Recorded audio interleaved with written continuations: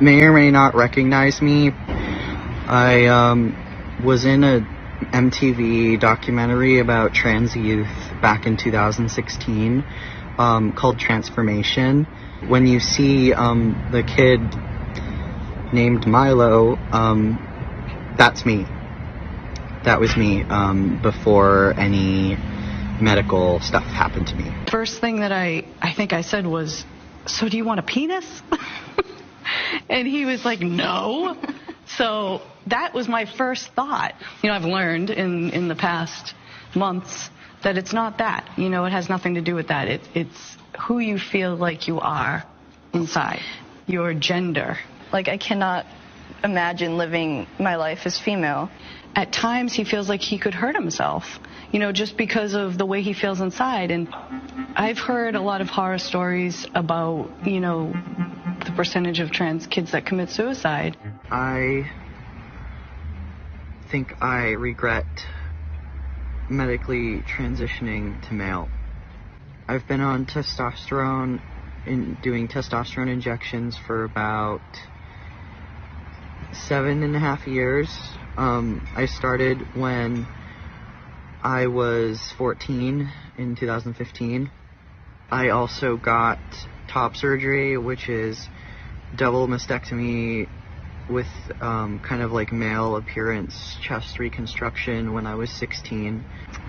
I then got a hysterectomy last year when I was 21.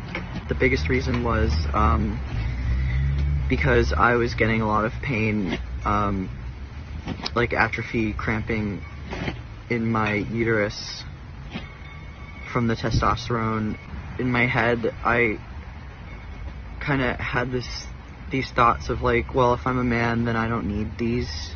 Maybe like 8 months after my hysterectomy, I had to go into emergency surgery because one of my my right ovary twisted inside and kind of died. They said it like twisted and it was like, I don't know if like the circulation got cut off to it or something, and it died and sort of ruptured, and now I only have one ovary. And the ovary that I still have, I don't know if it's healthy, and there's no way to really tell, I don't think. I just kind of have to hope that it's in there and it's working. So my hairline, my hair is very thin along the hairline. So on both sides, all of this is gone, and this cannot be regrown because the hair is just gone. I have a moon face, which basically means there's a lot of fat stored in my face, and that's a side effect of steroids, not just testosterone, but other steroids too. When women take steroids, like full beard, stubble all the way under my neck. I have really thick body hair all over my body. Testosterone also changed my voice, as you can hear. Before testosterone, I had a very, very, very feminine voice. And before I had top surgery, I had like pretty large breasts. I think I was like a C cup. I was so adamant on top surgery is because I just felt like I could never get my chest flat enough with a binder. I guess why I think I thought I wanted to become a man as a teenager. As long as I can remember, I've never liked anything feminine.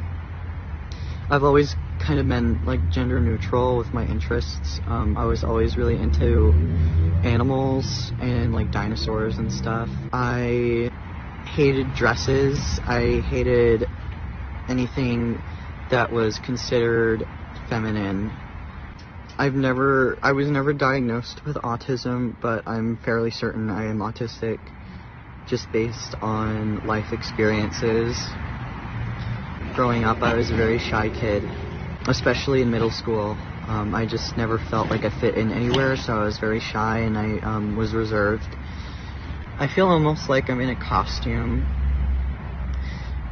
That what I've done to my appearance and my body has almost been a survival tactic, or a form of protection.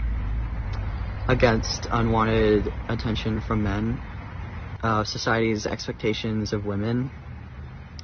And I just always thought, like, that's not me. I can't do that. When I found out about trans stuff online, I truly thought it was the answer. When I was like 14, reading all this stuff online about how, if you are a girl, or if you were a girl and you grew up not fitting in with other girls or not liking girly things and feeling like you hated your body because it was female, that meant that you're a man. And that's kind of like what I was told by the internet and my friends who I met on the internet too, who were around my age, who also were trans.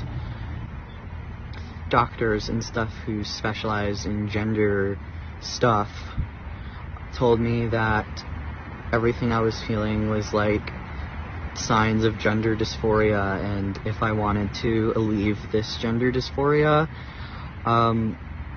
the options were hormone therapy and surgeries and stuff. And in retrospect, I feel like everything kind of happened really fast.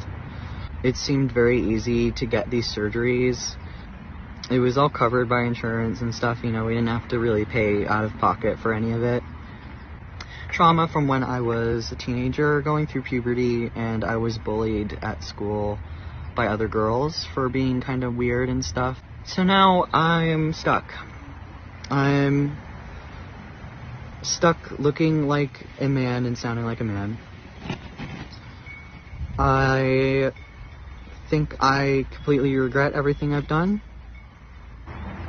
I'm heartbroken. I don't want to be made into a horror story. I don't want my story to be politicized. Hundreds, thousands, millions of trans people who did transition and felt like it was the solution, and now they're much happier. But I think for me, it wasn't the solution, because I still have all these problems that I thought would go away, and they're still here. I don't know how I'm going to move forward. I don't know how I'm going to accept myself, how I'm going to accept what was done to me. I know I can't blame myself because I was a teenager, and I thought this is what was I thought this was what the solution would be, but it's not. I feel every day I do nothing, I cry and I sleep. I'm thankful to have my parents around to be supportive right now, because without them I would probably not be here at all. At first I had feelings of kind of grief that I lost that idealistic daughter that I thought I had, because, I always had visions of the white wedding dress, shopping for the wedding dress, planning the wedding, all these girly images. And, Milo's always been Milo, and that hasn't changed. He might look different now, but he's still Milo inside.